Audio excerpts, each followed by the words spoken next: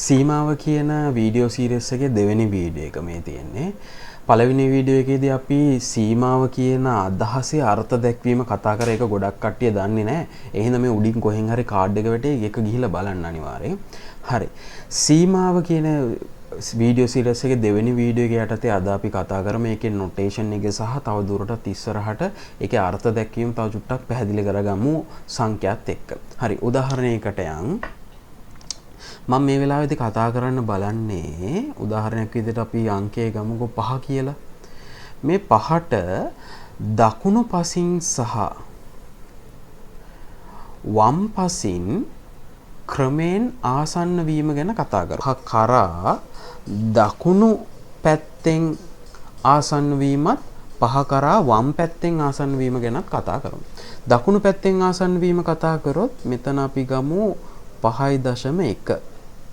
ඊට වඩා 5ට ආසන්න අගයක් තමයි 5.01. ඊටත් වඩා ආසන්න අගයක් තමයි 5.01. ඊටත් වඩා ආසන්න අගයක් තමයි 5ට මොකද්ද? 5.0001. ওই විදිහට තේරෙනවනේ අංක අනන්ත ප්‍රමාණයකට අපිට ওই කියන කතාව ගෙනියන්න පුළුවන් කියලා.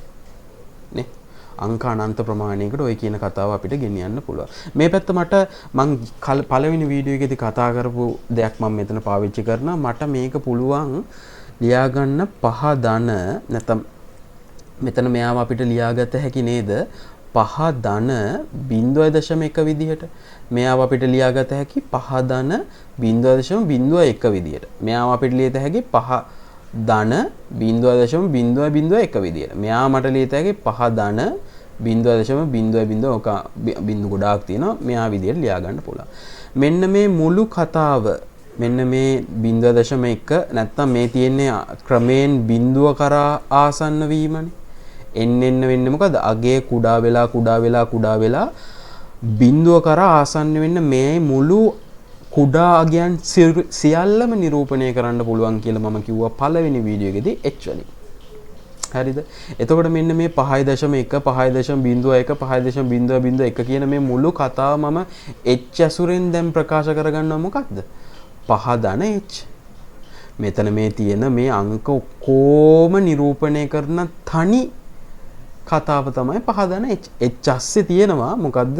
ක්‍රමයෙන් බිඳුවට ආසන්න වෙන කුඩා අගයන් අනන්ත ප්‍රමාණයක් නිරූපණය කරනවා. හරිද? ওই විදිහටම අපි 5ට වම් අත පැත්තෙන් ආසන්න වෙන එක ගැන කතා කරමුකෝ. 5ට මෙතනින් ආසන්න වෙනවා උදාහරණයක් විදිහට 4.9. ඊටත් වඩා ආසන්නයි කවුද? 4.99. ඊටත් වඩා ආසන්නයි කවුද? 4.999. ඊට ගොඩාක් ආසන්නයි කවුද? 4.999. ඔහොම 9 විශාල ප්‍රමාණයකට පස්සේ 9. හරිද? මේ පැත්තත් අපිට ලියත හැකි මෙහෙම. පොඩ්ඩක් බලන්න. 5 අඩු කිරීම 0.1. හරිද? මෙයාව අපිට ලියත හැකි කොහොමද? 5 අඩු කිරීම 0.01. මෙයා අපිට ලියත හැකි කොහොමද? 5 අඩු කිරීම 0.01. මෙයාව අපිට ලියත හැකි 5 අඩු කිරීම 0.0001 විදිහේ ලියත හැකි. ආයෙත් මේ පැත්තේ මේ තියෙන්නේ මොකද්ද? කුඩා අගයන් විශාල ප්‍රමාණයක් ක්‍රමයෙන් බිඳුව කරා ආසන්න වීමනේ. මේක අපිට h වලින් නිරූපණය කරන්න පුළුවන්. එතකොට මෙයාව අපිට ලියත හැකි 5 අඩු කිරීම h කියලා. හරිද? 5 අඩු කිරීම h කියලා ලියත හැකි. මේ h ඇස්සේ තියෙනවා මොකද්ද? 0.1 0.01 මේ පළවෙනි වීඩියෝ එකේ අපි කතා කරපු විදිහට මොකද්ද? ක්‍රමයෙන් බිඳුවට ආසන්න වීම මෙතනක් තියෙනවා. ක්‍රමයෙන් අගේ එන්න අඩු වෙලා ශූන්‍ය කරා ආසන්න වීමනේ මෙතන තියෙන්නේ.